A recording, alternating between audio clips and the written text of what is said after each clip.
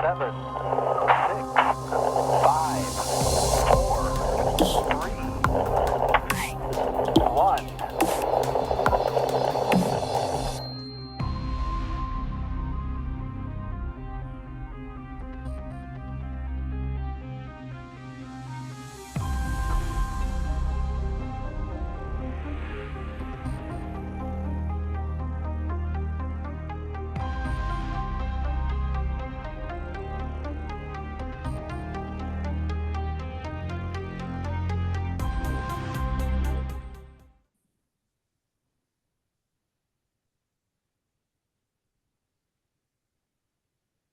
Olá, pessoal. Estamos ao vivo. Todos me ouvem bem?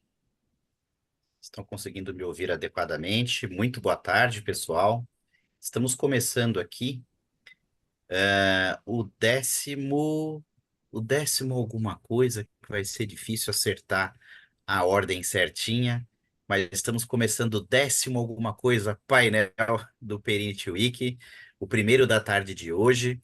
Esse painel aqui ele vai tratar do mercado segurador, da adequação do ambiente de governança na visão do regulador. Nós ainda teremos um outro painel às 16 horas, que vai ser conduzido pelo Leandro Burba, né? Ele será o mediador deste outro painel. E eu quero aqui falar que nós temos feras aqui na sala. Eu os conheci recentemente, mas eles são importantes profissionais desse mercado. Mas antes de passar aqui a palavra para eles, de fazer uma breve apresentação para cada um deles, eu vou ler um texto aqui que vai nos dar uma boa ideia do que será esse nosso bate-papo, tá? Pois bem, quando pensamos em estratégias para mitigação e transferência de riscos, o mercado segurador surge inevitavelmente como elemento central, desempenhando um papel crucial na absorção e gestão dos riscos de seus clientes. As seguradoras, por meio de seus produtos e serviços, permitem que as empresas e indivíduos transfiram uma parte significativa dos seus riscos financeiros, garantindo proteção contra as perdas inesperadas. No entanto, é importante considerar que as próprias seguradoras, resseguradoras e entidades de previdência também estão expostas a uma série de riscos corporativos que precisam ser geridos com a mesma diligência e expertise que aplicam aos riscos dos seus clientes. Neste painel, abordaremos a maturidade da gestão de riscos no mercado segurador e como a estrutura regulatória exigida contribui para essa gestão, tá? Pois bem, então eu vou começar aqui a apresentação.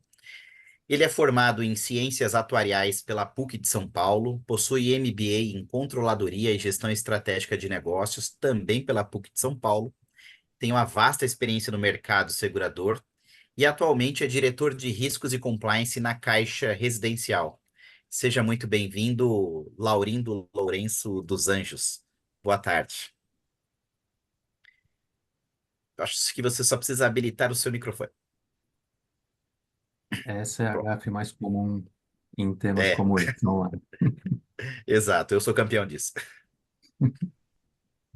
Boa tarde a todos, sejam muito bem-vindos. É uma honra poder participar desse painel e principalmente dividir e aprender, porque quando a gente se junta como feras, como o Soares e o Thiago, o próprio Eduardo e o time Perinity, não há como você sair da mesma forma. Você sempre sai com algo novo, com um aprendizado novo.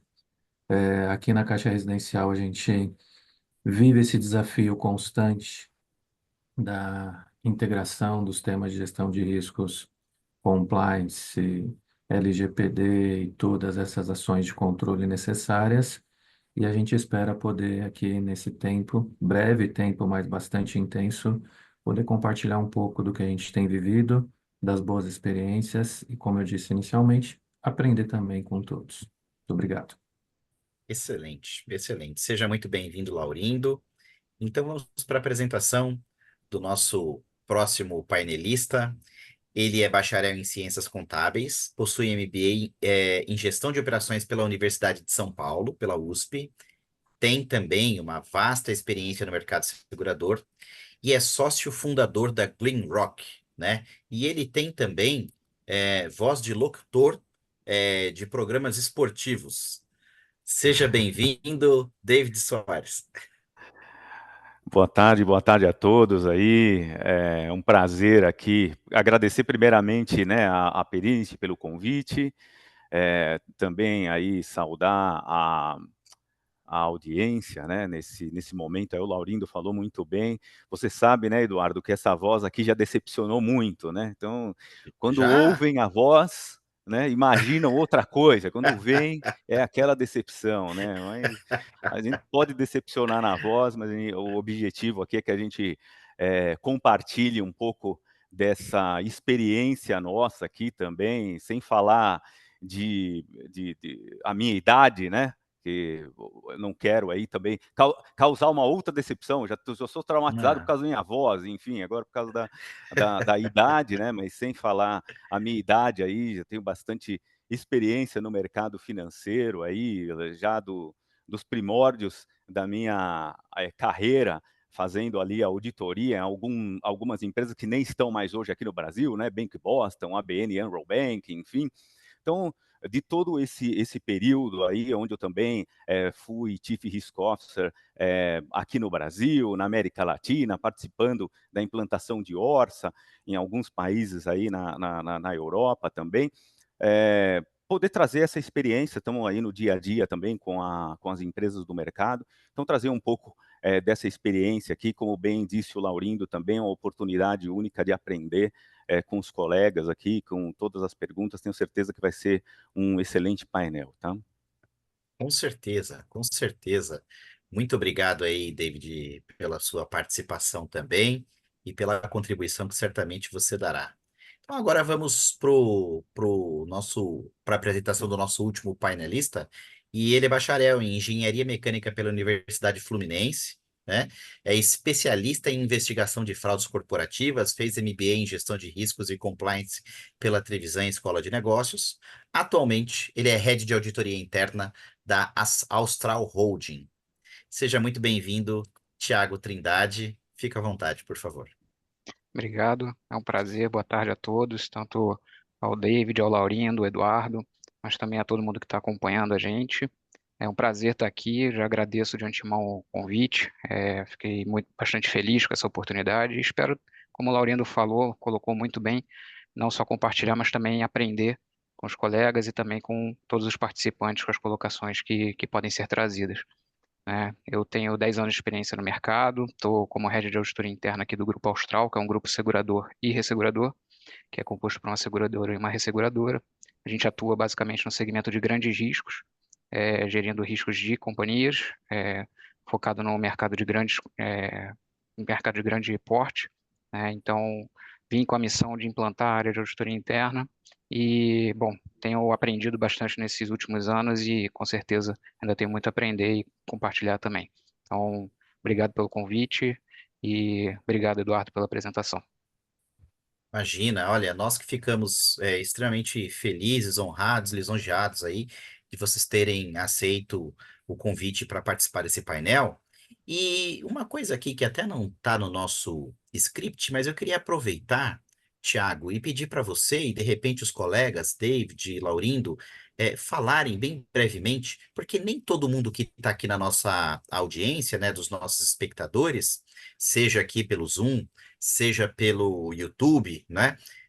E também, só para falar para o pessoal, antes do que eu ia falar para o Thiago, nossos LinkedIns já foram compartilhados no webinar chat, tá ok? Então, se vocês quiserem entrar em contato com qualquer um de nós, fiquem à vontade, né? O Bueno aqui na produção já disponibilizou, então, os nossos LinkedIns. E a pergunta que eu ia fazer aqui, Thiago, explica para nossa audiência a diferença, da maneira mais simples possível, do mercado segurador para o mercado ressegurador, para que as pessoas saibam em termos de produto e diferença, no que eles se diferenciam, aliás, tá? Claro. O mercado segurador, ele é mais próximo de nós como pessoas físicas, né, como clientes também finais, e o objetivo dele é gerir o risco de uma empresa ou de uma pessoa física individualmente, seja um seguro de vida, um seguro de carro. E a resseguradora, na verdade, se a gente for resumir bastante de uma forma ilustrativa, é como se fosse o seguro do seguro. Então, a gente tem o compartilhamento de riscos de empresas e de pessoas para as seguradoras, e as seguradoras, naturalmente, por força de regra ou estratégia, também compartilham, cedem seus riscos para resseguradoras, seja aqui no Brasil ou seja no exterior, e o objetivo disso tudo na verdade, compartilhar riscos e minimizar os impactos, tanto nas companhias quanto na economia como um todo.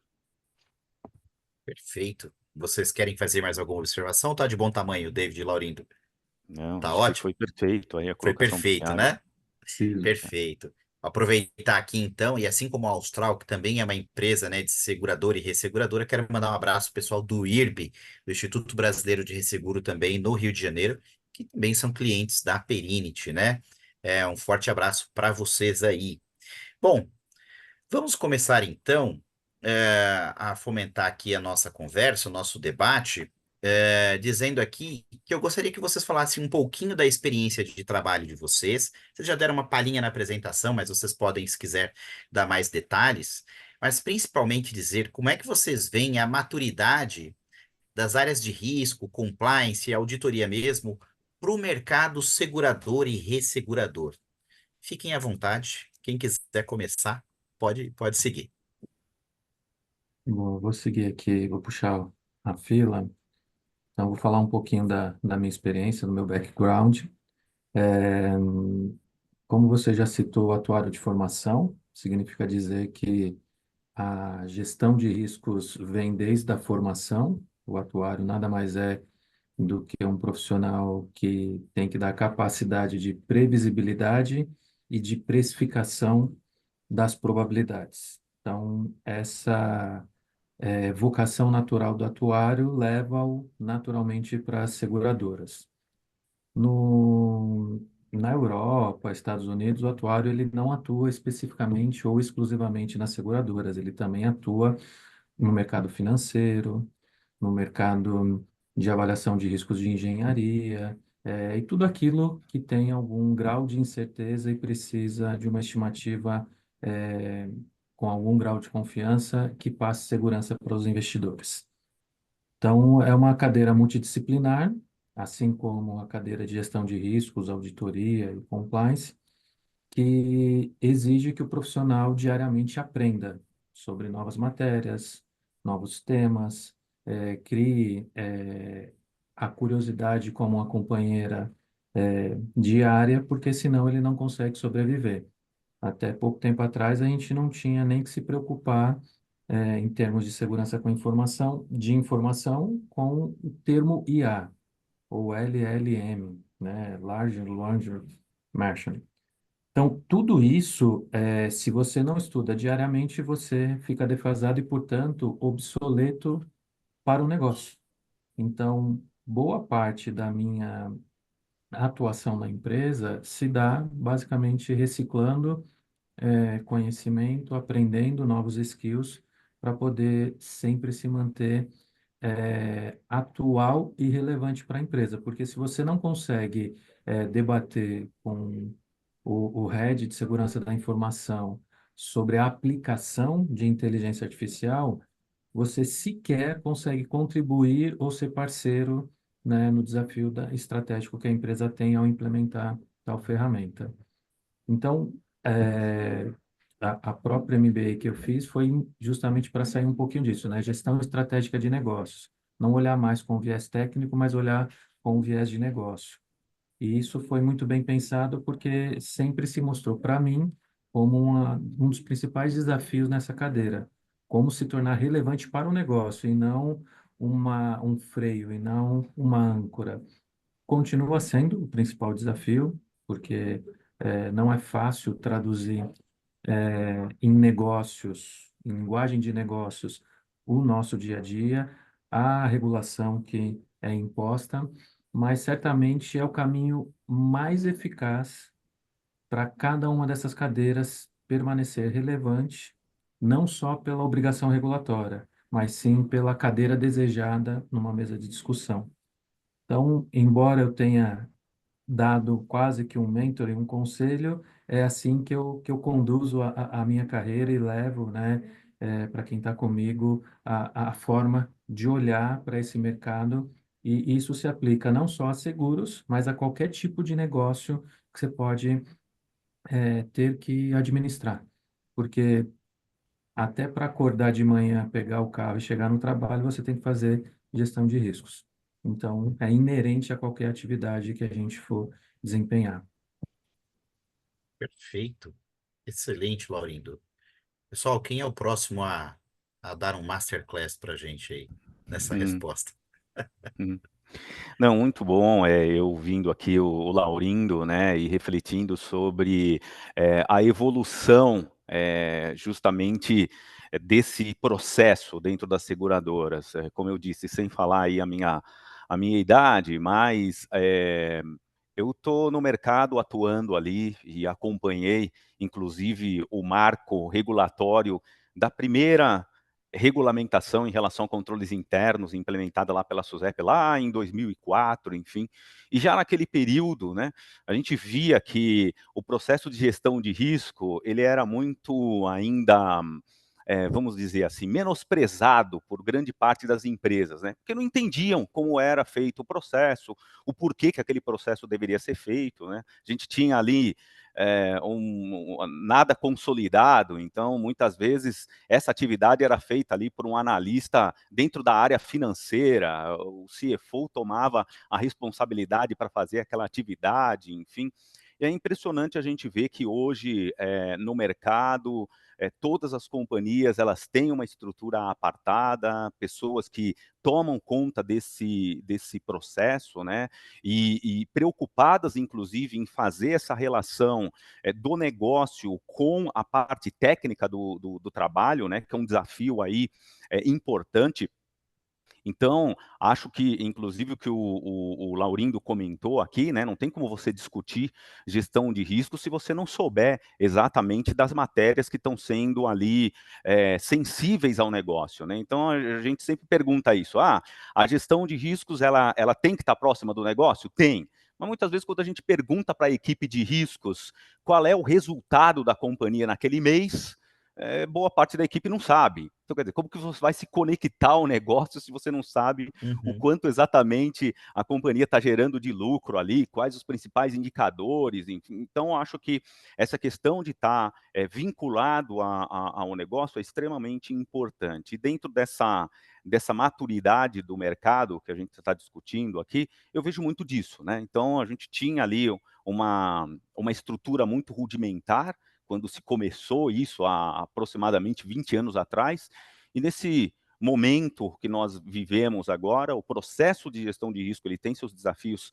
particulares em termos de implantação, mas acreditem, já foi muito mais difícil vender para a administração a importância de todo esse processo, né? Eu não entendia como, porque não se tem como falar de negócio sem falar de risco. Então, você está falando de negócio, você está falando de risco o tempo inteiro.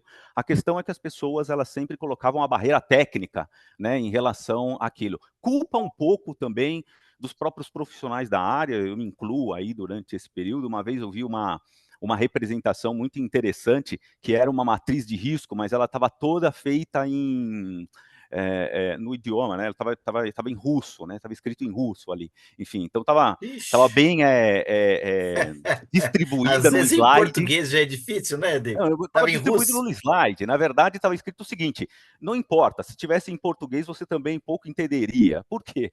Porque era aquela questão, as pessoas traziam muitos aspectos técnicos de gestão de risco para a administração, e aquele negócio ficava assim, longe do que era o negócio, né? Então, acho que é o que o Laurindo comentou, é uma satisfação ver hoje os times que cuidam das áreas de observância com a preocupação de vincular isso ao negócio, porque no final do dia é o que realmente importa para a administração, né? Que este processo traga ali uma efetividade para o negócio. A gente vai falar um pouco mais sobre regulamentação e a gente vai ver que, inclusive, o próprio regulador tem essa visão, né? Hoje, em tudo o que ele estruturou, o que ele exige do mercado, é essa visão de que o processo de gestão de risco ele seja eficiente para o negócio da companhia. Então, eu vejo que nós estamos caminhando para essa forma de ver as coisas, né? Acompanhando, é notável essa evolução. Excelente, David. É interessante do seu comentário a gente pensar várias coisas, mas dentre elas, esse seu acompanhamento temporal, desde o primeiro marco regulatório de riscos para o mercado segurador até os dias atuais, a possibilidade de ver aí tudo que mudou ao longo desse tempo, quanto essas práticas evoluíram, né? Eu acho que evoluíram tanto em termos em termos regulatórios, o regulador foi ficando cada vez mais específico no que ele trouxe, né, para as pessoas dessa área, enfim, e foi ajudando também, mas em termos de prática, né, em termos de ação, esse mercado evoluiu muito satisfatoriamente, né? Muito bacana, muito bom. E, Thiago, você aqui da nossa mesa quadrada, redonda aqui, da nossa bancada, você me parece que é o único representante da terceira linha, você é head de auditoria, né? Como é que é essa ótica da maturidade, enfim, e desse mercado no olhar da terceira linha, do olhar do time de auditoria? Certo. É quando a gente olha para a maturidade como um todo, eu vou puxar um gancho do que o David falou. Você olha para a evolução da própria agenda regulatória, em 2004 a gente tinha 249 de uma forma muito sucinta, né? Então as próprias áreas tinham práticas também é, muito resumidas, muito elementares, incipientes, e quando a gente vê a evolução disso no tempo, né, até a chegada da 416, a gente vê a adição de outros normativos, né, como chegada da 344, a 445, que trata sobre fraude e PLD, respectivamente. Depois, mais à frente, BDPO, 521, que falou de fato sobre a gestão de riscos, né, e hoje a gente tem mais recente, tem a 416, tem a 638 sobre riscos cibernéticos, e a gente tem também normativos sobre a parte de ESG, que é a 666. Então, a gente vê uma evolução muito grande da agenda regulatória. Isso, naturalmente, traz para as áreas, né, um ponto de partida mais elevado, um nível de maturidade requerido maior, né? Então, do nosso ponto de vista, a gente, quando avalia, vê que tem um contexto mais complexo e uma maturidade maior de todas as práticas que são adotadas para atender não só o normativo, né? Mas a gente olha também a evolução da maturidade não só pelo ponto de vista regulatório, que estabelece ali uma linha mínima. A gente vê também companhias que adotam práticas que ainda não são nem normativos. Então, a gente vê companhias usando modelo de capital próprio, que ainda é um assunto que vai ser publicado pela própria SUSEP, a gente vai falar mais à frente, que é o Orsa. A gente vê companhias com uma prática de ESG mais aprimorada do que a própria 666 prevê. A gente vê empresas que estão mais expostas no meio virtual, né, no meio digital, com práticas de segurança mais avançadas, inclusive, usando frameworks que são mais conhecidos no mercado, NIST, por exemplo. Então, a gente tem uma gama de maturidade também que vai para além do próprio normativo, né? Então, se a gente for olhar, tem companhias que estão mais estabelecidas no mercado, que já têm práticas mais consolidadas, mais estabelecidas, e tem companhias que estão num momento de vida, de história, que também estão implementando e naturalmente vão estar ali seguindo os normativos minimamente, mas vão estar buscando também práticas que se diferenciem, que venham a ir além do próprio requerimento normativo, né? Perfeito, perfeito. Olha, o Tiago, ele mencionou aqui a CNSP 416 do ano de 2021, né? Ela eu acho que é o regulamento importante para o mercado segurador no que diz respeito à auditoria, gestão de riscos, compliance, para o mercado de previdência também, não é? Então, eu quero provocá-los aí, perguntar no seguinte aspecto, né? O que que essa circular impactou no mercado, de que forma que ela impactou essa resolução, né? 416 do ano de 2021, e como é que vocês encontram amparo, apoio para trocar as experiências nas atividades de vocês no mercado, enfim, né? Considerando aí as diversas seguradoras e órgãos que os apoiem. Edu, acho que a gente pode dividir aqui a resposta. Eu posso falar da segunda parte, como o mercado encontra apoio, e o David e o Thiago acho que têm condições de contribuir bastante sobre o tamanho do impacto.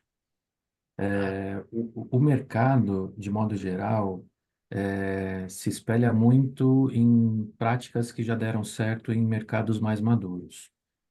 No Brasil, um dos mercados mais maduros é, sem dúvida alguma, o mercado financeiro, especialmente o mercado regulado pelo Bacen, e também os fundos, pela CVM, mas especialmente o Bacen. E o que que a gente observa que dá muito certo?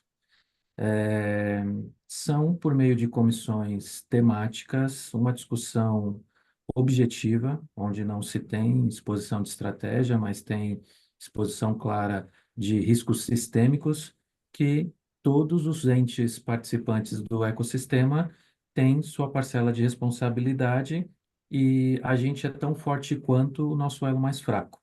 Portanto, o interesse comum de tornar este nível de maturidade o mais elevado possível era algo mais que natural para o mercado segurador implementar. E o mercado segurador, inspirado na Febraban, tem também a CNSEG, que é a Confederação Nacional das Seguradoras, que congrega também as federações, né? A gente tem a FENSEG, a FENACAP, a FENAPREVI,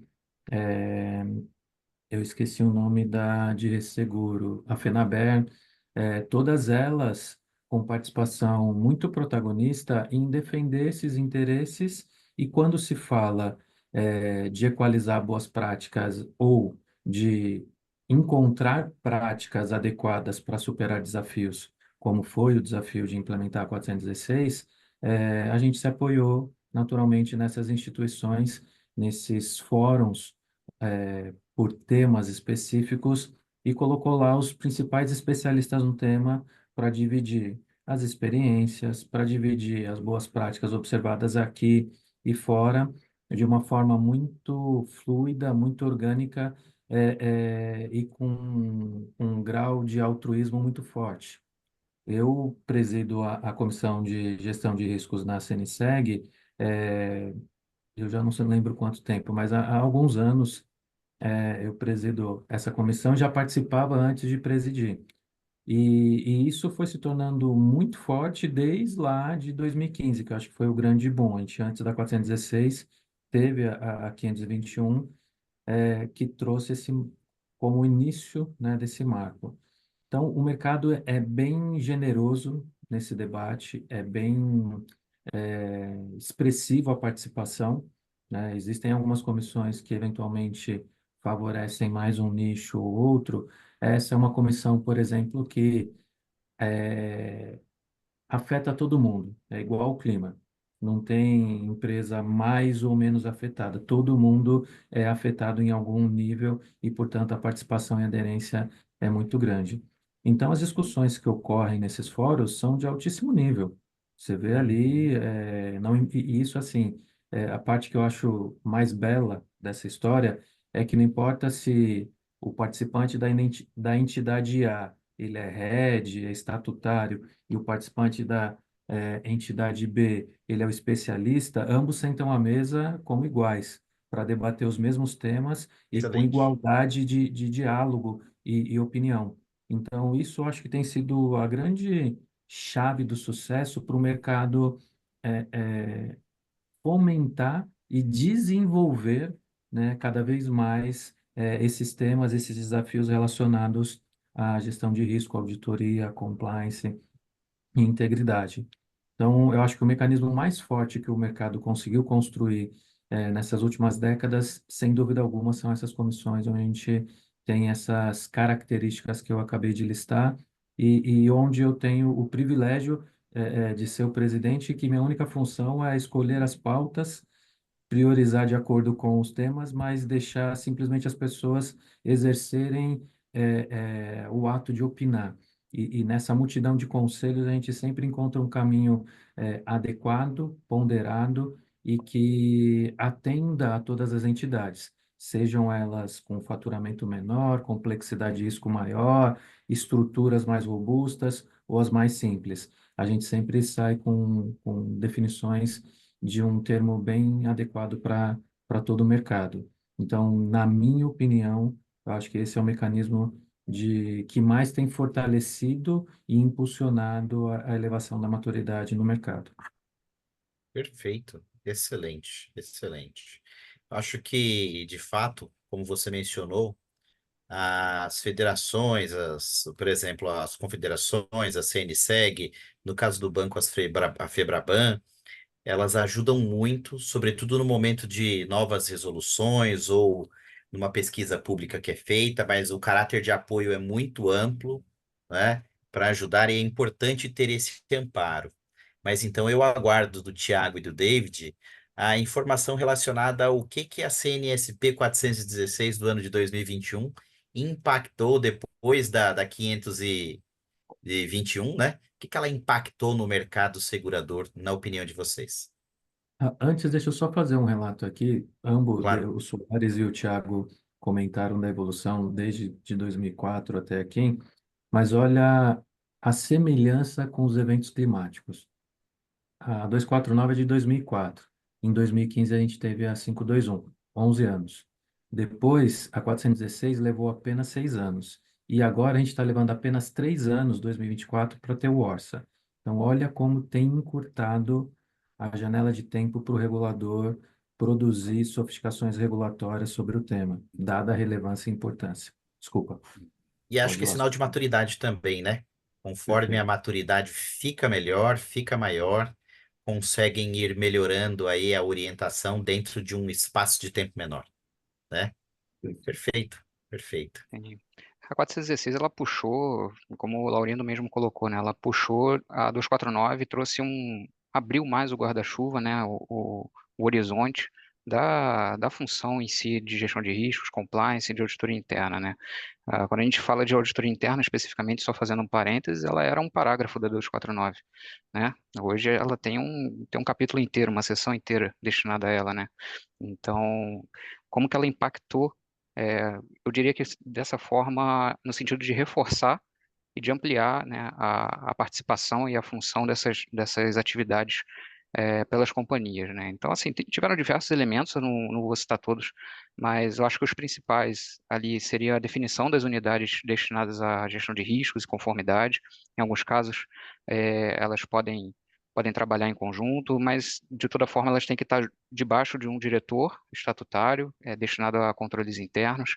Esse diretor ele também tem restrições quanto ao seu papel e aquilo que ele pode assumir como responsabilidades, justamente para não ser levado a um conflito no final do dia, né? Uhum. Como eu mesmo já tinha mencionado, define a própria atividade de auditoria interna com reporte direto para o conselho ou através do COAUD. Então, isso também traz um reforço no nível de governança da companhia. Esse se torna um requisito obrigatório para as companhias. Existe apenas uma flexibilização para companhias de segmento S3 e S4 para que possa ser um auditor independente, mas é uma função que tem que existir em todas as companhias. Define também a existência de um comitê de riscos. Então, mesmo que não estatutário, tem diversos requisitos de independência desses membros. Então, isso traz também uma seriedade para essa estrutura e um nível de isenção e até de debate que torna o debate de riscos realmente relevante para a companhia no final do dia, né? Perfeito. Legal. Eu ouvindo aqui, né, já o que o Tiago, Laurindo comentou, acho que inclusive só ressaltar aqui também um ponto que eu vejo muito importante no mercado, sempre estar junto discutindo os normativos e como implementar, é também levar as próprias necessidades do mercado junto ao regulador de uma maneira mais forte, né? Quer dizer, enquanto grupo, acho que as fundações, elas têm muito mais força do que individualmente cada seguradora ir lá e fazer a sua pauta junto ao o regulador, né? Então, isso funciona muito bem aí junto às confederações e federações nesse sentido. E a 416, eu vejo aqui, lógico, todo o aspecto técnico aí, o Tiago comentou um pouco das principais alterações, né? Mas eu vejo aqui um importante divisor de águas, que foi a SUSEP determinar, através de princípios, como que as companhias poderiam estabelecer suas estruturas, né? Então, até então, o regulador, ele era muito dado a estabelecer requerimentos por regra, né? De como se fazer cada um daqueles itens, e a 416 aí, ela abre a margem para que a companhia olhe para sua estrutura, o seu tamanho, o seu modelo de negócio, e dali estabeleça a sua estrutura de gestão de risco, né? De novo, buscando aí aquilo que é eficiente para a companhia. E eu vejo também aí que foi um desafio tanto de adaptação dos dois lados, uma adaptação para o regulador, porque para o regulador é muito mais fácil ele fazer uma fiscalização em cima de regras, né? Se eu sei Sim. que eu tenho que ter o papel amarelo, vermelho, enfim, é muito mais fácil quando eu vou na companhia fazer essa fiscalização. Hoje não, né? Hoje ele precisa entender como é feito a estrutura de gestão de risco de cada companhia, né? Então, cada companhia vai ter que explicar para que o regulador ele possa mais ali julgar se cada uma daquelas ações são adequadas, se estão de acordo com o requerimento, sim ou não. E eu vejo do outro lado também uma adaptação do próprio mercado de seguros, né? As companhias, boa parte das equipes também não estavam acostumadas com esse modelo de flexibilidade, estavam acostumadas aí com o regulador também dar aquele regramento ali de tudo que tinha que ser feito. E volta e meia nós víamos algumas companhias indo lá e falando, poxa vida, mas a SUSEP poderia dar mais detalhes de como poderia ser feito isso ou aquilo, enfim. Então, acho que foi também um período de adaptação ali das companhias entenderem que, desta forma, eles podiam ser um protagonista com muito mais força em relação à estrutura de gestão de risco, né? E colocar isso à luz justamente daquilo que é efetivo para companhia, né? Então, as companhias passaram a repensar seus modelos de gestão de risco, inclusive até os seus próprios registros de risco, né? Faz sentido eu ter 300, 400 riscos na companhia, enfim, isso é o que efetivamente vai fazer diferença lá na hora de fazer a gestão de risco para a companhia, né? Quem está olhando esses 300, 400 riscos, será que eu não deveria ter menos ou um modelo mais razoável para a minha organização? Então, acho que isso também desafiou as equipes a buscarem aí uma otimização desse modelo e fazendo um paralelo com aquilo que nós já falamos no começo, né? Linkando isso com o negócio. Quer dizer, isso faz sentido para o negócio também? E é uma coisa interessante, né, Eduardo? Eu acompanhei algumas inspeções da SUSEP no ano passado, né? E a gente pôde ver aí como que esse olhar diferente, ele é um desafio para as companhias, né? Tinham muitas companhias que apresentavam documentos para a SUSEP, e a SUSEP cobrava a execução daqueles documentos, não porque era um requerimento regulatório, mas porque eles tinham colocado em suas respectivas metodologias que iam fazer aquilo. Então, eles diziam, olha, eu vou fazer esse ciclo a cada 6 meses, vou utilizar tal ferramenta. A SUSEP foi lá, olhou tudo aquilo, falou, tá bom, entendi sua metodologia, me dá agora o ciclo de avaliação que foi feito no semestre X, Y, Z. Falou, olha, nesse semestre não consegui, tinha pouca gente, enfim. Falou, não importa, você está dizendo o que você ia fazer. Então, assim, né, aquela questão que nós sempre falamos, construa o seu monstro, né? Eu acho que a SUSEP, ela deixou aí cada companhia com a possibilidade de construir o seu monstro, fazer aquilo que efetivamente funciona para cada um.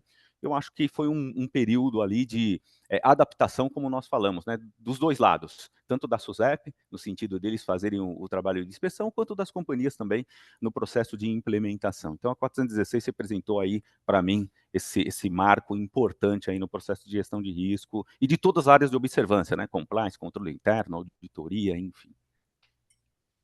Interessante isso, David, que você comentou, e eu faço um paralelo aqui. Eu posso estar equivocado, se eu tiver, vou passar vergonha, mas me corrijam mesmo assim, que me parece o seguinte: essa liberdade, vamos dizer assim, que o regulador deu pro segurador tomar algumas decisões, como você utilizando a sua terminologia, criar o seu monstro, ela também foi semelhante ao que aconteceu quando o regulador era o Bacen para os bancos, quando ele criou a Circular 4557, a gestão integrada de riscos, lá no ano de 2017, para todos os bancos, empresas financeiras do segmento S1, S2, enfim, porque ela não dá, o regulador acaba não dando a orientação mais específica, por exemplo, faça uma avaliação de risco considerando esses critérios.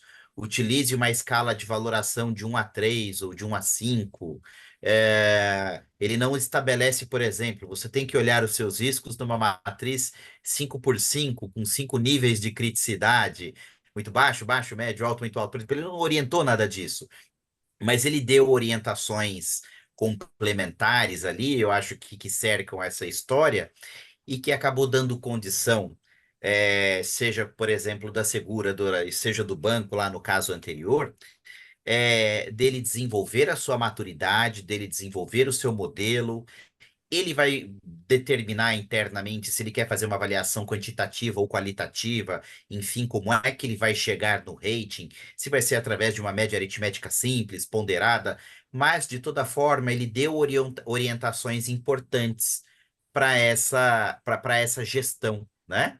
Uhum, Essa é isso impressão que eu aí. tenho, ele deu um pouco de corda, ele deu liberdade, entretanto, ele deu orientações que servem para o mercado como um todo e que ajuda a regular, que ajuda, enfim. E eu acho que se ele fez isso com o intuito de melhorar a maturidade do mercado, eu estou me referindo ao regulador, evidentemente. Uhum, Se ele fez isso, eu acho que foi uma medida bem acertada, né? Porque nesse interim, conhecendo os frameworks de mercado, tem ISO 31000, tem o COSO, tem outras formas de você gerir e avaliar risco. Nesse sentido, eu acho que ele cooperou com o desenvolvimento da maturidade das seguradoras, enfim. E eu acho que a mesma coisa aconteceu nos bancos, quando o regulador deles criou uma resolução dessa importância também, né? sim. Bom, vamos lá. Seguindo aqui com as provocações de vocês, para vocês, eu queria, antes de fazer aqui, gente, essa provocação aqui onde nós vamos falar dos desafios da governança, eu queria só fazer uma outra perguntinha para que vocês dessem a opinião brevemente. O que que seria, né? Eu sei que alguns de vocês, e aí, claro, eu sei isso do Laurindo. O Laurindo tem uma experiência de estruturar uma área de gestão de riscos do zero. Me parece que na Caixa Residencial, Laurindo teve esse desafio, né, a princípio, começar do zero.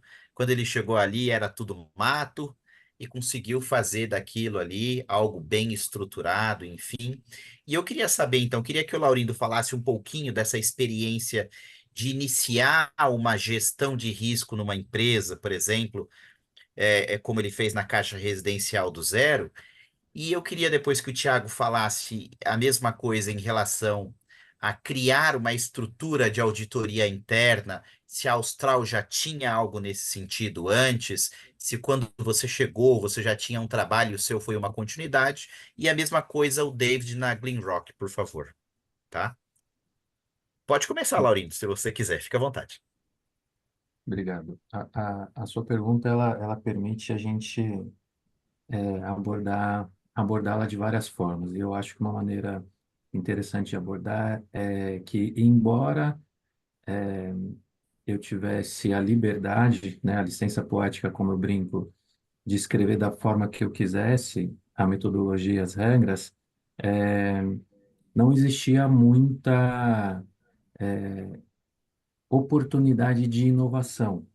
E aí entenda, eu sou um cara pró-inovação, encho o saco do meu time, eu até vi que tem algumas duas pessoas aqui assistindo, eles sabem disso,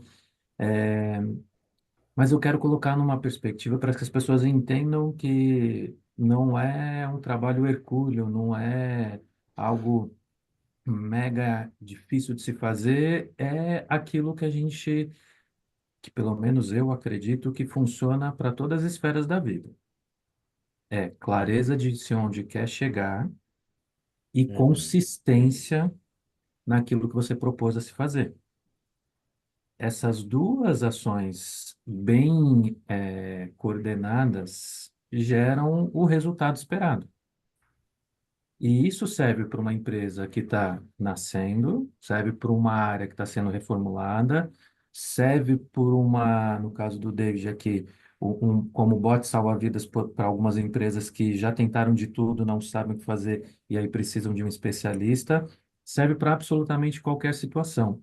Porque se não houver essa clareza de ideias, de onde vai se chegar, da maneira que quer se chegar e a consistência na busca daquele objetivo e fatiar ele em pequenas conquistas, certamente você não vai conseguir alcançá-lo da maneira que vai trazer o resultado esperado, até a própria satisfação pessoal.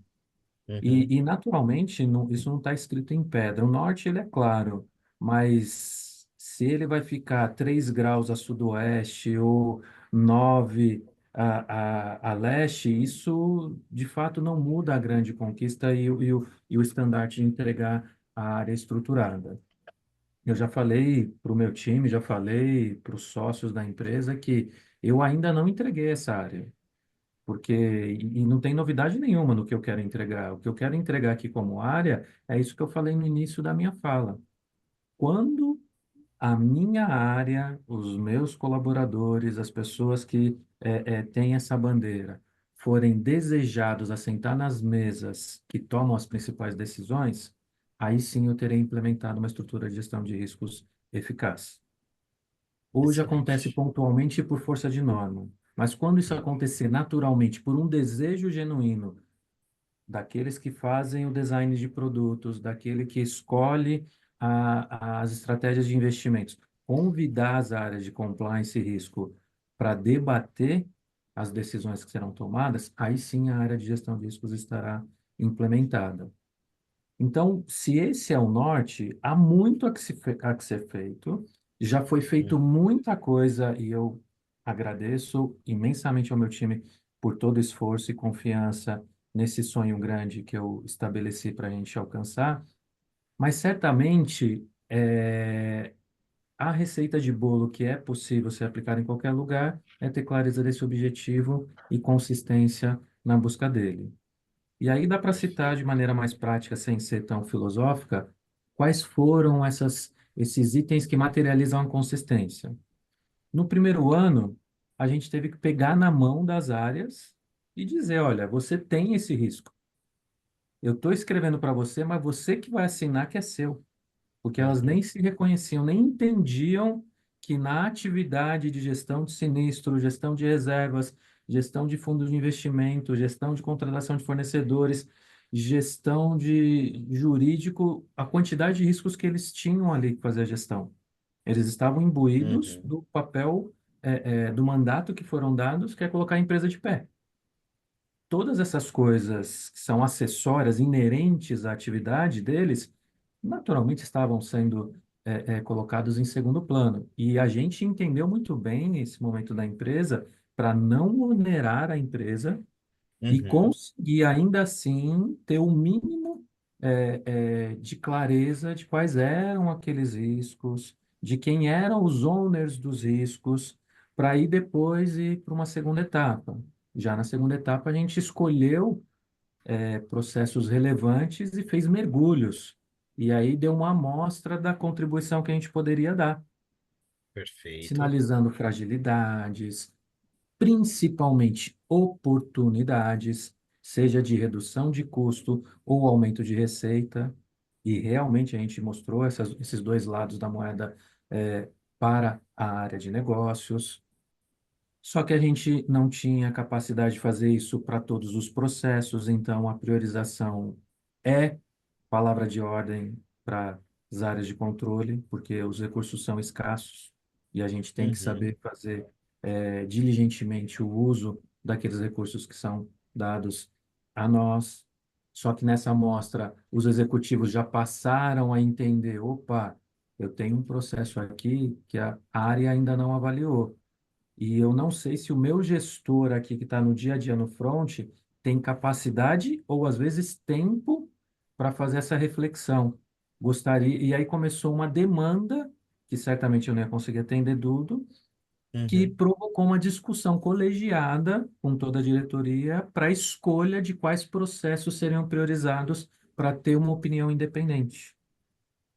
E Olha aí a que gente está bacana. entrando no terceiro, para completar quarto ano da empresa, já num outro momento.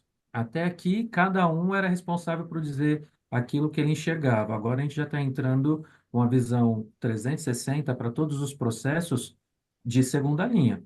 Então, todos os heads dos processos sinalizaram aquilo que eles entendiam como relevante e potencial risco para o cumprimento da estratégia, só que Uhum. aí a gente está vindo sem o ônus do dia a dia, fechar balanço, etc., com um olhar clínico de quais são realmente os riscos que têm potencial para deixar infértil a conclusão da estratégia. Então, o que que realmente pode atrapalhar? O que que é casca de banana? Então, esse é um trabalho que a gente está concluindo a opinião, olhando para todos os processos da companhia, não necessariamente testando todos, mas com um olhar bem clínico, mas um olhar que é de dono. Dono do quê? Do negócio? Não necessariamente, mas dono da estratégia. Porque se a estratégia da empresa não for alcançada, nós falhamos junto com todas as outras áreas. E esse olhar sem a pressão do dia a dia é o que eu comento com o meu time. Vocês são privilegiados. Vocês não têm a força da data de fechamento de balanço, vocês não têm a força do regulador pedindo envio de resposta em 5 dias úteis, vocês não têm nada disso. Vocês só têm a obrigação de pensar como gestores da estratégia, gerando os melhores inputs para sinalizar desvio de rota, sinalizar a oportunidade de alcançar mais rápido. Então, é este o momento que a gente está. Mas perceba Que que bacana. foi uma empresa do zero, que a gente teve que ter muita empatia com as áreas que estavam implementando para saber qual o momento de dar o próximo passo, evoluir e aprofundar nas discussões. E para o ano que vem, só para fechar, o caminho que a gente está indo é um bem parecido com o que a Perene está fazendo, o da educação. A gente Uhum. está colocando como meta para a área a instituição de um programa de formação dos tomadores de risco. Quem são os tomadores? Em essência, todos. Só que, obviamente, escolhendo aqueles que são os que formam mais opiniões, né? São Uhum. executivos de média e alta gestão. Todos eles são tomadores, em essência, de risco.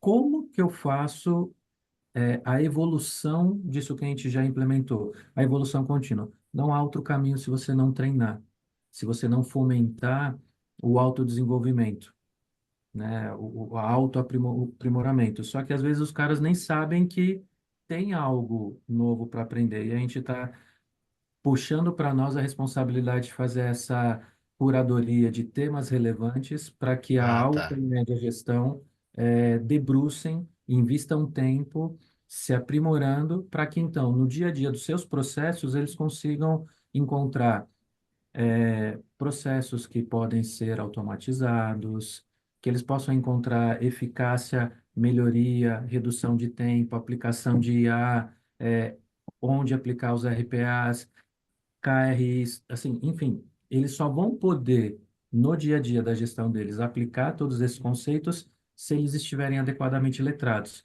Então, como a gente entendeu que até aqui a gente deu o ferramental mínimo, para eles poderem entender e até quando forem provocados pelos especialistas olhar para o seu mapa de processos, riscos, controles, oportunidades, indicadores, tomar decisões mais precisas, pautadas em dados, saindo da subjetividade. Então, é assim que a gente idealizou e continua, né, distante, na minha opinião, de alcançar aquela área de estrutura de gestão de riscos onde é convidada para debater os temas, mas certamente um passo mais próximo de alcançar essa estrutura tão desejada. Laurindo, nem estava combinado falar aqui para nossa audiência, para todos os colegas essa pergunta, mas saiu melhor do que o esperado, porque você deu toda a trajetória, né? Você falou sobre essa jornada, como vocês se encontram no momento. E ao final, eu ia perguntar, mas quem é que está sendo responsável por esse processo de transmissão de conhecimento, esse processo de aculturamento? E você mesmo falou que vocês que estão escolhendo os temas e estão, vamos dizer assim, ensinando os potenciais owners, né, os potenciais donos de risco dentro da Caixa Residencial. Muito interessante isso, muito interessante mesmo, porque eu acho que essa condição muitas empresas se encontram nesse momento.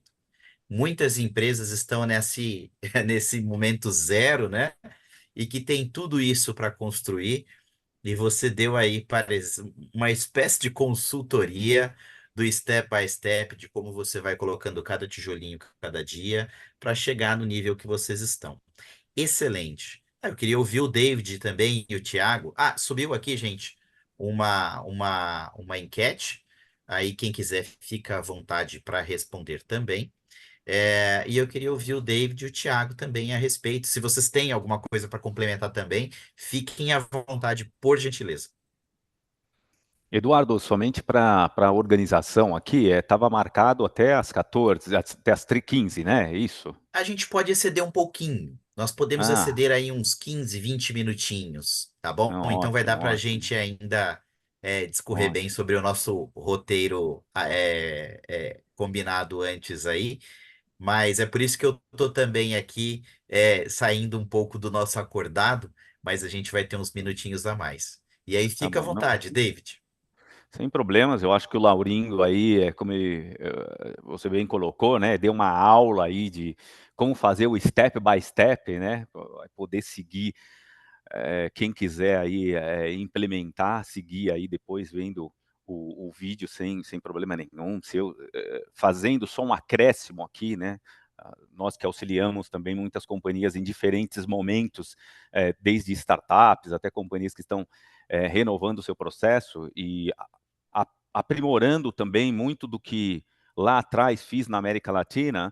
Eu costumo dizer o seguinte: o importante quando você está implementando essas atividades é se preocupar em ter a versão 1, né? Acho que quem tem esse desafio fica ali pensando, que tipo de metodologia eu vou usar, quantos riscos vou mapear, quem que eu vou chamar, enfim, e tudo isso pode fazer ali com que a pessoa perca justamente o seu objetivo principal, que é o que o Laurindo comentou aqui. Acho que saber aonde se quer chegar é extremamente importante. E isso envolve aquilo que eu digo que é a versão 1. Então, a versão 1 é aquela versão onde você vai ter uma política de gestão de risco, pode não ser a melhor, mas é a que você vai implantar naquele momento. Exige você ter uma metodologia, pode não ser a melhor, mas é o que você vai implantar naquele momento. A sua matriz de risco, de repente, vai ter 5, 6 riscos que vão ser os principais e tudo bem, você vai caminhando a partir dali. Então eu vejo que você estabelecer com uma versão 1 tudo aquilo que precisa ser colocado, lembrando novamente que o regulador ele está muito mais preocupado em todo a sua justificativa, por que você está colocando aquela estrutura daquela forma, né? Então você tem essa flexibilidade, não precisa colocar uma carga excessiva em cima de você, que não faça sentido nesse momento. Então, tá com essa preocupação de uma versão 1, né? Não deixar de fazer aquilo que precisa ser feito, mesmo que não seja o melhor modelo nesse momento, acredito que seja importante. Dá a manutenção, porque também esse é um outro problema, né? Muitas vezes você vai lá, estabelece toda uma estrutura e não dá uma manutenção para aquela estrutura, então aquilo em pouquíssimo tempo, em 6 meses, em alguns meses já Fica foi, né? obsoleto. Então, obsoleto. Então você ter uma versão 1, dar manutenção e buscar o aprimoramento contínuo, né? Então, sempre olhar para aquela versão 1 e aí fazer uma versão 2, versão 3 e assim sucessivamente, à medida que o negócio vai evoluindo, é extremamente importante. Acho que com esses mecanismos, a probabilidade de você errar, seja frente à administração, seja também frente ao regulador, fica muito mais difícil. Tá? O que nós percebemos aí na prática, e de novo, acompanhando de campo muitas companhias, o que nós percebemos é o erro justamente no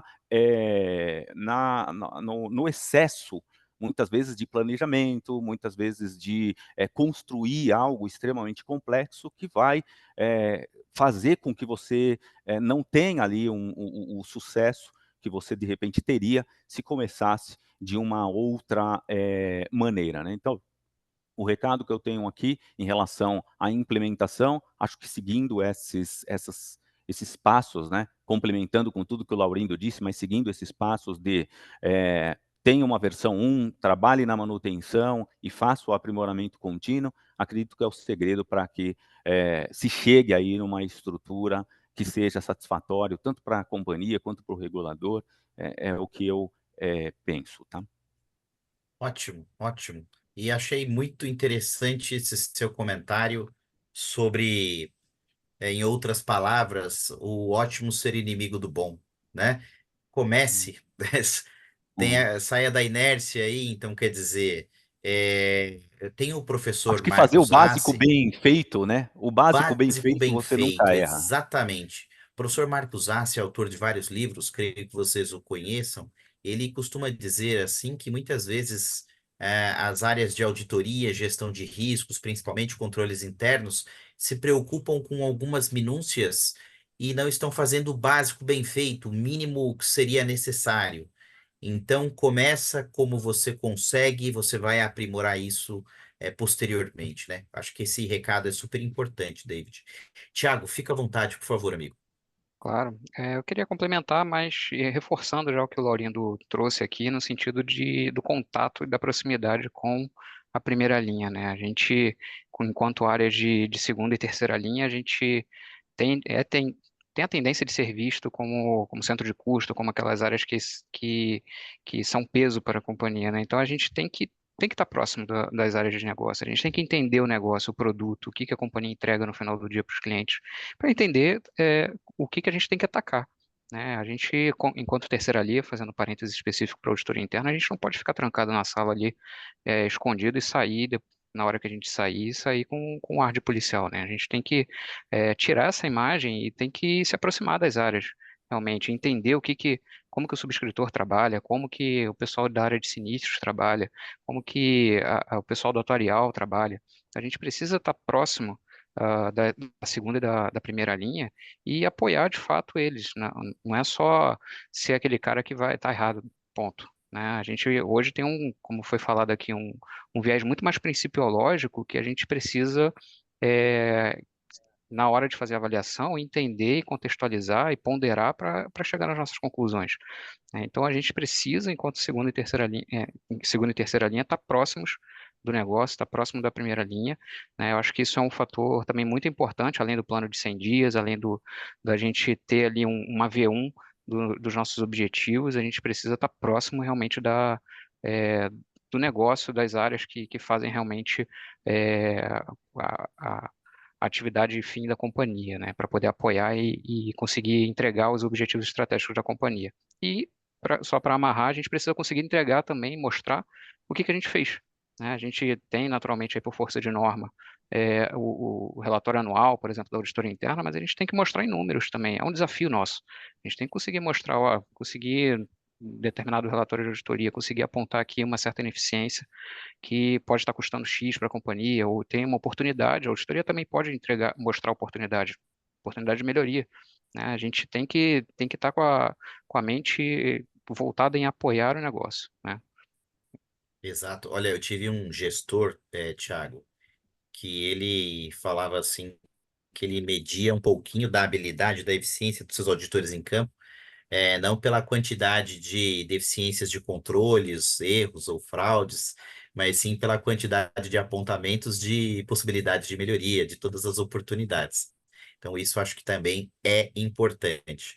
Outra coisa também, que é assim, seguindo como o David Soares, não vou falar a minha idade, mas só vou dizer que eu sou de uma época em que a auditoria tinha um papel policialesco. Eu mesmo já trabalhei já em um lugar onde a auditoria era temida, enfim, e o auditor ele tem que ter um papel colaborativo, ele tem que estar perto da segunda linha, ele não pode ser somente um crítico do processo até o momento que chegou para ele ali, né, sem dúvida nenhuma, e a gente tem que mostrar que nós estamos ali para ajudar, né, enquanto auditores, enfim, apoiar tanto a segunda linha, ajudando nos testes de efetividade dos controles e dando sugestões de controles mais efetivos, enfim, como também para a primeira linha se sentir confortável, não ter medo da gente, enfim, isso é essencial também, né? Eu quero perguntar para vocês aqui, é, quais são, né, como é que são esses desafios de governança, de gestão de risco, compliance e auditoria, e como é que vocês, como é que as suas áreas obtêm mecanismos e ferramentas para gerir as atividades de vocês no dia a dia? Fica à vontade quem quiser começar. Hum. Eu acho que quando a gente fala de ferramentas, de novo a gente precisa saber o que que a gente quer medir, né? O que que a gente quer controlar e o que que a gente quer governar. E embora seja possível fazer isso até no Excel, a gente sabe a implicação prática de fazer isso em ferramentas de Excel. Eu, no início, naturalmente fiz, né, todo esse acompanhamento e controle via Excel, mas toda vez que eu pedia para um analista diferente me dar um número, eu via um número diferente. Da mesma informação, a mesma pergunta tinha respostas diferentes quantitativamente falando. E aí, naturalmente, a gente teve que buscar ferramentas que apoiassem. E eu acho a ferramenta da Perint ela veio como uma luva por N fatores, mas o principal fator foi que vocês toparam,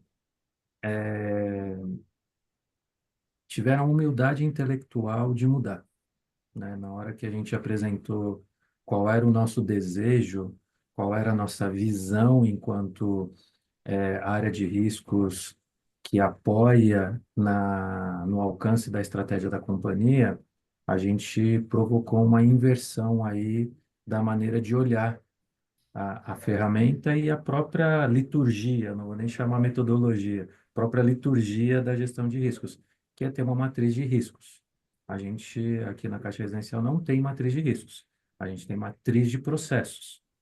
Tá. Porque o diretor de tecnologia, o diretor de produtos, o diretor atuarial ou financeiro, ele não olha riscos, ele olha os Uhum. processos dele.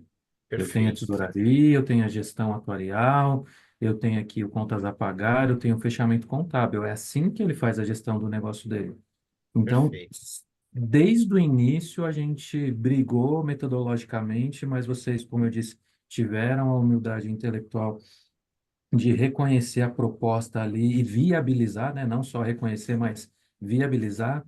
E hoje a gente tem, de fato, uma ferramenta onde não sou eu, segunda linha, que digo para o gestor do processo o que ele tem que fazer. É a ferramenta. Ele mesmo é autossuficiente. Eu tirei ele daquela condição de hipossuficiência, né? Que, não, Uhum. se você não me disser, eu não sei o que eu tenho que fazer. Ele já é autossuficiente. Então, diariamente ele pode acessar a ferramenta num dashboard simples, numa única página e saber se ele tem uma política vencendo, se ele tem um apontamento de auditoria externa, interna, compliance, riscos ou controle interno, que um plano de ação vai vencer, a criticidade dele, a quantidade que ele tem, eh, o volume de normas ou regulamentos associados àquele processo que ele fez o filtro, uma biblioteca Perfeito. desses regulamentos que o suportam. Enfim, ele tem ali de fato um grande dashboard onde ele pode atuar preventivamente nos assuntos que podem atrapalhar o cumprimento da estratégia Perfeito. pensando de maneira micro e macro, porque isso ele consegue ver desde o nível atividade, se assim ele o cadastrou, porque isso também ele é autossuficiente para definir qual a granularidade que ele quer, até o nível diretoria. Ele é a head de 3 áreas, ele consegue ver as 3 áreas simultaneamente. E isso mudou a forma como a empresa enxerga a nossa atuação porque a gente Uhum. deixou de mandar e-mails desestruturados, totalmente fora do time, para fornecer para ele uma única ferramenta que a hora que ele quiser, onde ele quiser, ele acessa e ali ele consegue se planejar nas atividades que ele precisa tomar para evitar que riscos se materializem, para evitar que compromissos sejam deixados de ser cumpridos.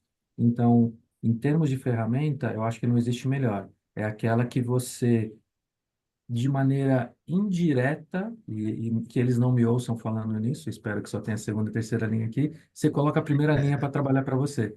Porque o cara faz a Perfeito. gestão.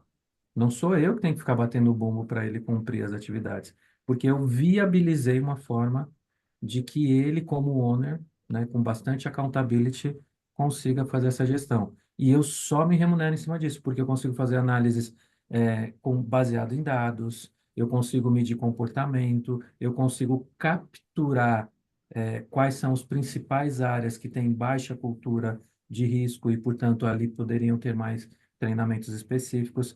Então, isso, assim, numa ótica simplista, tirou trabalho do meu time de ficar fazendo esse reporte. Mas numa ótica bem prospectiva, abriu um mar de oportunidades para a gente cada vez ser mais consultivo e assertivo nas proposições que a gente leva para a companhia. Perfeito, perfeito, Laurindo. Só fazer um comentário aqui, ó. A Débora Trevisani Lustosa, ela tá falando aqui, eu a conheço, ela tá em, não sei se é Nice ou Nantes, na França. Ela tá falando, Laurindo é muito didático, parabéns, que aula, né? Então tá elogiando aí a sua fala e eu passo para os colegas continuarem falando, fiquem à vontade. Eu diria que, assim, complementando na linha que o Laurindo falou da ferramenta, né, em si, ela te permite também uma, um leque maior, gerar um leque maior de informações para a alta administração tomar suas decisões. Né? Hoje a gente dá na mão do gestor a possibilidade, a gente está aqui implementando, né, a ferramenta, mas existe, claro, essa expectativa de conseguir chegar nesse ponto que o Laurindo está e também de conseguir gerar informações que são úteis, são relevantes de fato para a administração, para os diretores, para o conselho, para um comitê de riscos, um comitê de auditoria, para eles tomarem suas decisões, onde que eles vão cobrar mais, onde que tem que ser atacado de fato, de se determinado risco está surgindo ali com uma variação maior de grau de severidade e eles não estavam atentos a isso. Então, as ferramentas possibilitam também, como a da Perinity, a de fato mostrar para a alta administração com base, com embasamento, os riscos que ela precisa olhar, considerar e, de fato, ajuda também a persuadir para que eles tomem decisões baseadas em risco. Né? Quando você traz Perfeito, uma ferramenta com informações consistentes, com informações que ele realmente quer ver, o que ele precisa ver, isso permite que ele tome decisões muito mais assertivas, considerando os riscos que ele está olhando ali no final do dia. perfeito, perfeito. Quer Muito complementar, bom. David?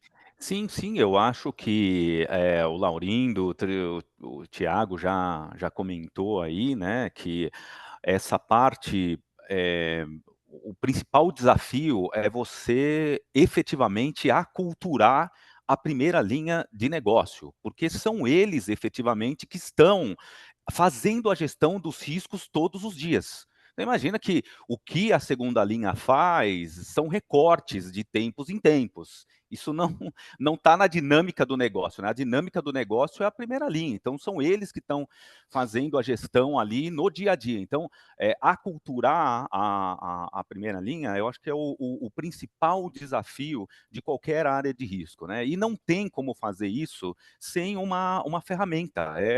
Como já foi comentado aqui. E eu quero trazer lógico, já o Laurindo já colocou, o Thiago também, a importância do uso da ferramenta.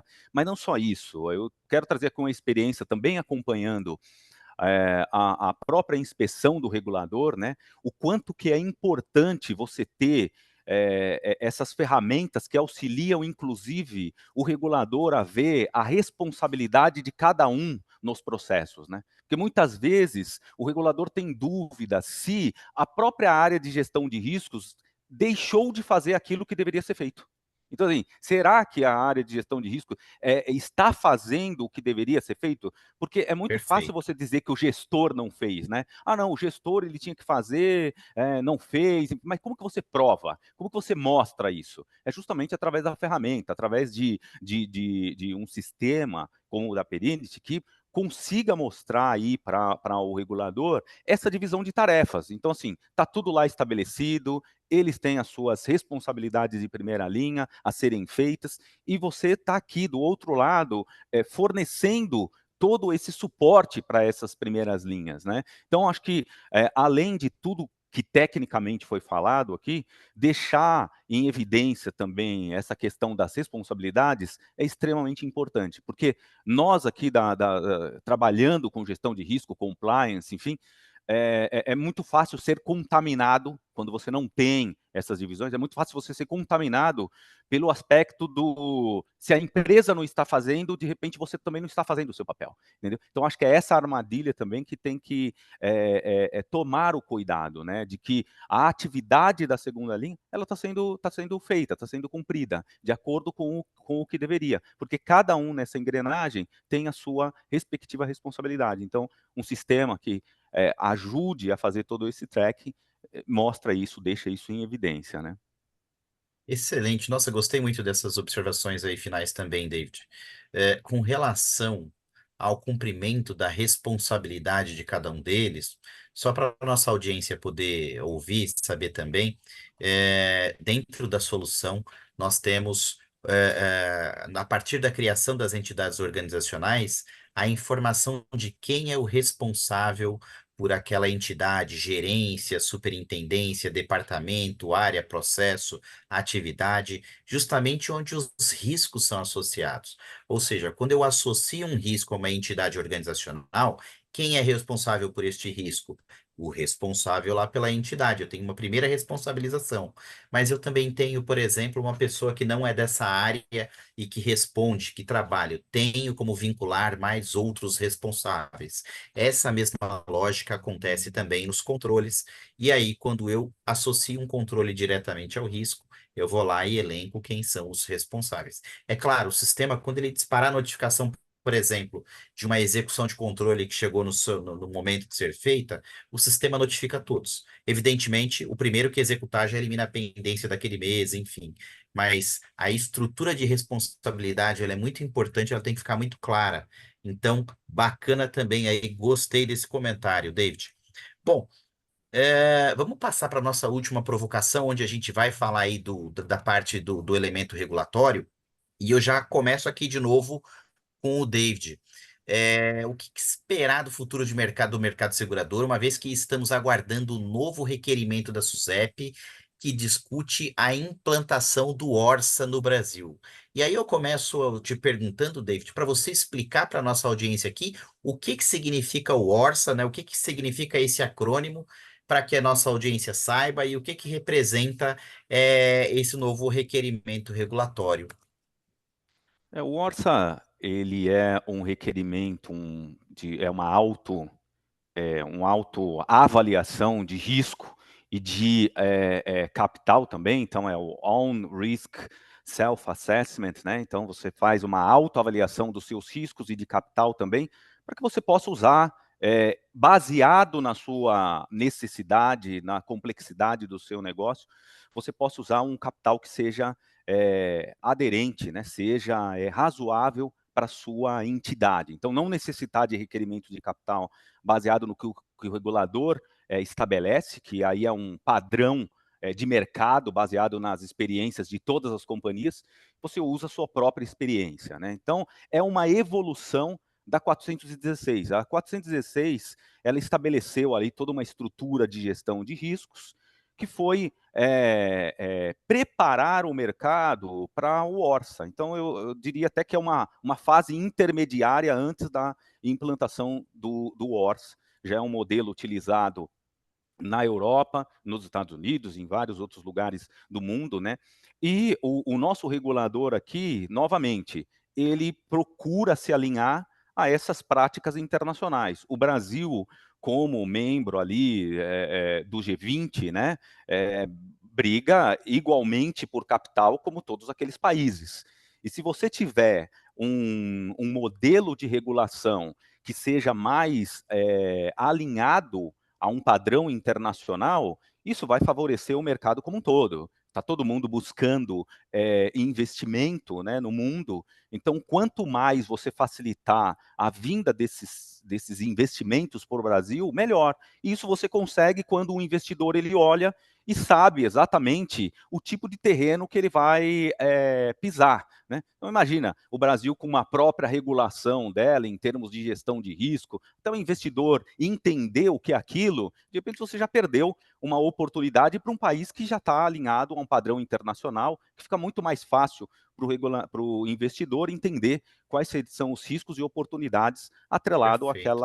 àquela situação. Então, neste sentido, acho que o Brasil, junto com este requerimento, ele vai cada vez mais se igualando às práticas internacionais, e é um caminho sem volta, né, Eduardo? Porque é engraçado porque nós vimos muitos executivos durante esta jornada, né, o Laurindo bem comentou aqui, né, que foi encurtando os tempos ali de aprimoramento da regulamentação, nós víamos muitos executivos se questionar se eles deveriam efetivamente investir nessa estrutura, se eventualmente o regulador não ia dar alguns passos para trás, né, porque estava avançando, Uhum. será que isso não é algo ali do momento, enfim, e na verdade não, a gente vê que o Brasil ele avança e não tem como retornar, justamente por conta não de uma questão de gosto do regulador ou do mercado, não é isso que está, eu digo, pressionando no limite a implementação de tudo isso. É justamente o Brasil estar alinhado com as práticas internacionais, porque senão perde o investimento estrangeiro, simples assim. Então, não tem como o Brasil, membro aí do G20, um importante ator nesse segmento, ficar fora das melhores práticas em termos de regulamentação. E nesse sentido, a SUSEP está aí fazendo o seu esforço. É algo que já saiu, o mercado já comentou, porque foi feito uma Pesquisa pública. consulta pública Consulta em pública. relação ao tema. Então, agora está somente se aguardando o requerimento efetivamente sair. A princípio, ele vem para as companhias maiores, as companhias classificadas como S1, acredito que S2 também, aí me corrijam os colegas depois, se efetivamente for só para S1 e S2. Neste momento, porque são companhias que têm um nível de complexidade regulatória maior, são companhias maiores no mercado também, mas de alguma maneira, em algum momento ali, isso vai atingir o mercado como um todo, não no mesmo nível de complexidade, mas justamente para que os padrões aí estejam ajustados a essas normas internacionais. Tá? Perfeito, perfeito. Quer falar alguma coisa, Thiago? Fique à vontade Sim, ali. eu adicionaria que, além do alinhamento, né, internacional, buscando realmente um grau de investimento a nível nacional, né, de projeção internacional, a gente tem também um resultado esperado aqui dentro do mercado no sentido de maior resiliência, maior robustez das companhias. Então, quando a gente fala de fazer uma autoavaliação de risco de capital, ou de solvência, né? E a companhia tem que fazer isso num olhar de 3 anos. Isso tem que voltar e retroalimentar o seu próprio plano de negócios. Você dá à companhia a possibilidade dela projetar, ver se vai precisar de capital, ter planos de contingência e, inclusive, ajustar sua rota. Então, isso Perfeito. confere mais robustez para o mercado como um todo e, de fato, entrega para a sociedade, aqui para a função do seguro e resseguro, um resultado mais seguro no final do dia, seguradoras e resseguradoras entregando a maior segurança para o mercado como um todo, né? A gente olha para a função social do seguro e resseguro é pagar sinistro no final do dia. Então, Uhum. se a gente Sim, tá implementando um modelo que consegue garantir que os negócios vão continuar e que os sinistros vão continuar sendo pagos, isso traz mais robustez, mais confiança para o mercado como um todo, né? Então, eu adicionaria essa visão de robustez, né, vindo através do Orça. perfeito. Existe alguma previsão de disponibilização, de soltarem o novo requerimento? Em termos de prazo, estou me referindo? O prazo para implantação já está definido, mas Tá. o prazo da publicação da norma efetiva, a gente tem expectativa de até o final desse mês. Até o final desse mês de setembro que nós estamos Isso, agora. exato. Entendi, entendi. Que ela Perfeito. ela tá passando pelo último step, que é a aprovação no Conselho Nacional de Seguros Privados, É uma reunião que tem que acontecer pelo menos 4 ao ano, mas não tem uma agenda fixa. Perfeito, perfeito. Pessoal, estou sendo aqui chamado aqui, de certa forma, um pouquinho pressionado para finalizar. O nosso próximo painel, com a condução do Leandro Burbel, vai começar às 16 horas. Olha, amigos, na minha humilde, se a minha opinião vale alguma coisa, foi lindo, foi ótimo. Vocês deram um show, tá, pessoal? Parabéns pelo conhecimento de vocês, parabéns pela habilidade, pela didática, como disse aqui a Débora aqui, ao elogiar o Laurindo, e eu estendo esse elogio para todos vocês. Vocês explanaram muito bem, muito claramente, com boa objetividade, enfim, com pragmatismo. A Perini te agradece vocês terem aceito o nosso convite e eu vou passar aqui então primeiro para o Tiago para você fazer as suas considerações finais e depois eu passo para o Laurindo e finalizo com o David. Tiago, por favor, fica à vontade. Obrigado. Eu queria agradecer a oportunidade de a gente compartilhar aqui conhecimento e aprender.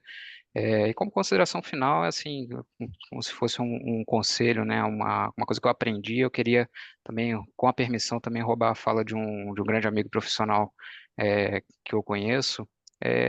A gente, como profissional de segunda e terceira linha, a gente precisa entender de uma forma bem metafórica que a gente está atuando como uma equipe de Fórmula 1, né? A gente tem o carro ali de Fórmula 1 que o objetivo é ganhar, chegar em primeiro lugar, o piloto vai pisar no acelerador. Muitas vezes nós somos vistos como freios ou como aquele que vai travar, mas nessa função a gente não está ali para frear e fazer o carro parar. A gente está ali para frear e fazer o carro fazer a curva da melhor forma possível, da forma mais eficiente possível e atingir o seu objetivo no final do dia. Então, somos funções muito relevantes, importantes, assim como a mecânica, a suspensão, pneu no carro de Fórmula 1, a equipe lá no box. Então, a gente precisa atuar de forma próxima do negócio sempre, né? E entender que a gente não está ali para pisar no freio, puxar o freio de mão até o carro parar. Na verdade, a gente está aqui para poder apoiar e ajudar o carro a chegar em primeiro lugar. É isso. Perfeito, excelente, excelente. Laurindo, vamos lá, amigo. Tiago, você me deu um insight muito bacana com a sua fala. Eu também uso esse exemplo do freio. Eu falo que ninguém sabe o que que é o ABS, nem o que significa a sigla, mas se o carro não tiver, as pessoas não compram. A gente tem que chegar nesse nível aí. Mas eu queria acrescentar uma reflexão bem objetiva que ajuda a falar com a autoadministração. Quantas pequenas e médias empresas nascem no Brasil por ano? Milhares. Quantas passam do terceiro ano? Pouquíssimas. Qual a diferença entre elas e as grandes empresas? Elas faltam com planejamento, então não tem um plano de negócios claro, não fazem as projeções financeiras adequadas e não se adaptam às mudanças. Quem tem o principal papel de mostrar a falha ou a oportunidade de melhorar esses processos? Somos nós. Em outras palavras, nenhuma pequena e média empresa tem uma área de riscos e auditoria. Acho que só isso vale É, uma bela reflexão para todos os altos exato, executivos. perfeito, perfeito, Laurindo. Vamos lá, meu amigo David Soares. Solta a Não, só voz. Só agradecer aí, na verdade, aos colegas. Foi uma tarde aqui muito enriquecedora, né? Agradecer o público também. Eh, Sinto aí na pele aí o desafio dos colegas de sempre estar levando essa temática, incorporando esse desafio os negócios, né? E eu acho que, como os dois bem disseram aqui já, né? Essa precisa ser uma parte integral do negócio e que a gente trabalhe nesse sentido, né? No sentido também de sempre buscar entender também do negócio para que a gente inclua todas essas nuances do negócio no nosso trabalho, não ficar efetivamente só focado na parte técnica, de metodologia, enfim, que eu acho que isso é que nós temos para ser feito como trabalho efetivamente nosso, né? Mas junto à linha de negócio é importante entender ali que está acontecendo no negócio e fazer essa junção, né, dentro de casa. Quem vai fazer essa junção somos nós, não é a primeira linha. A primeira linha está fazendo o negócio dele. Nós temos a necessidade de fazer um mapeamento desse ciclo baseado numa metodologia. Então, procurar entender cada vez mais a questão do negócio, incorporar isso às nossas ferramentas de trabalho é extremamente importante. Foi o exemplo que eu disse aqui, né? Não tem como eu dizer que eu sou pró-negócio se eu não sei efetivamente nem quanto o negócio está dando de lucro naquele mês. Então, acho que Perfeito. é importante tanto a primeira linha se integrar com o nosso trabalho, mas nós também nos integrarmos com a primeira linha, né? Excelente, pessoal, excelente mesmo.